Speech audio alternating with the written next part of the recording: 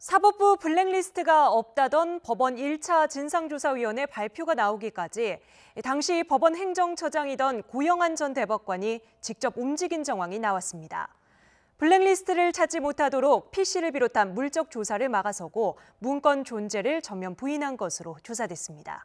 검찰은 영장 재청구에 무게를 두고 있습니다. 강희경 기자가 보도합니다.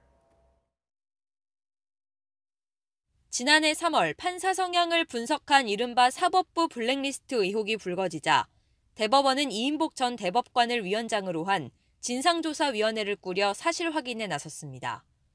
조사가 시작된 지 한 달도 채 되지 않아 내놓은 결론은 사법부 블랙리스트가 없다는 것이었습니다. 제대로 된 조사가 이루어지지 못했던 배경에는 다름 아닌 당시 법원 행정처장 고영한 전 대법관이 있었던 것으로 확인됐습니다. 당시 일선 판사들이 이인복 전 대법관을 찾아가 법원행정처 PC 등에 대한 물적 조사를 강력히 건의하자 조사위는 임종원 전 법원행정처 차장 등의 하드디스크 제출을 행정처에 요구했습니다.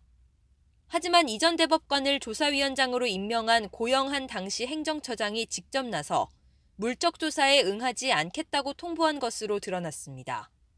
더 나아가 어떠한 경위나 형식으로든 블랙리스트를 작성하거나 관리한 적이 없다며 의혹 자체를 전면 부인한 것으로 확인됐습니다. 고 전 대법관이 입맛에 맞는 이인복 전 대법관을 통해 셀프 조사를 한 뒤 예정된 결론까지 통보한 셈입니다.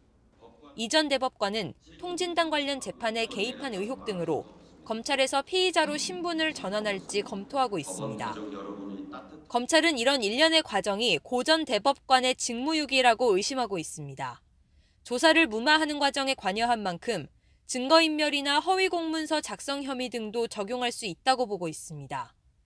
박병대, 고영한 전 대법관에 대해 보강 수사를 이어가고 있는 검찰은 조만간 블랙리스트 관련 혐의 등을 추가해 구속영장을 재청구하는 방안에 무게를 두고 있습니다. YTN 강희경입니다.